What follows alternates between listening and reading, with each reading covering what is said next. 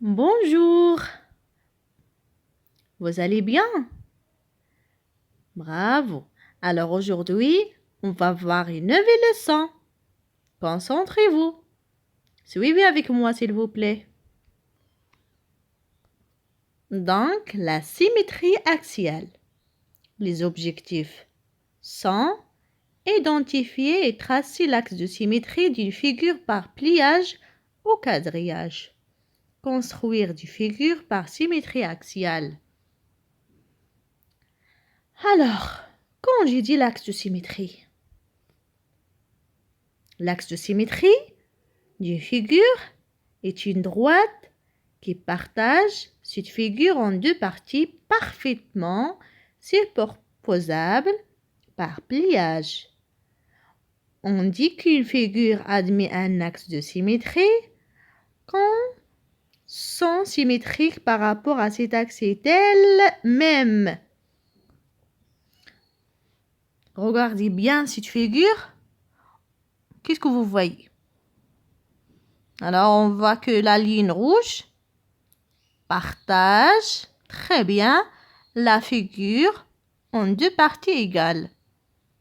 Et c'est pour pose. Donc, la droite rouge, on dit que la droite rouge, très bien, c'est un axe de symétrie. Un axe de symétrie peut être vertical,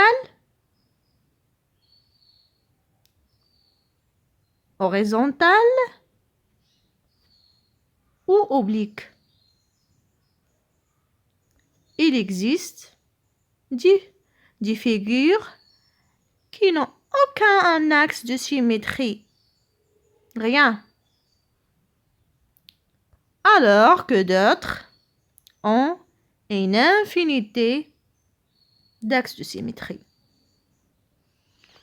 Alors, mes chers, voici les axes de symétrie des figures que tu trouves habituellement en géométrie.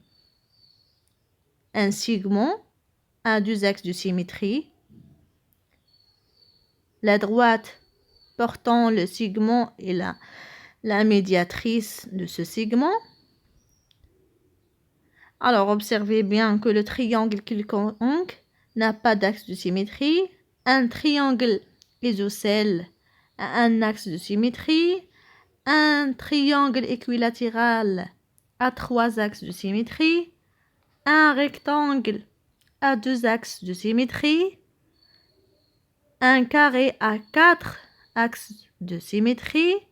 Et à propos, le cercle a une infinité d'axes de symétrie. Bravo mes chers. Observez bien. Donc, ces deux figures sont-elles symétriques par rapport à la droite rouge? Explique. Alors, observez bien l'image. Est-ce que ces deux figures sont-elles symétriques par rapport à la droite rouge?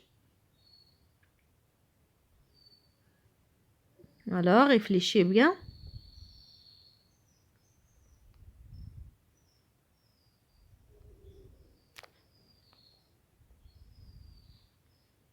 Non, si je décalque la première figure et ne se superpose pas à l'autre.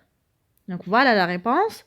Non, si je décalque la première figure, elle ne se superpose pas à l'autre. Très bien. Merci mes chers pour votre attention.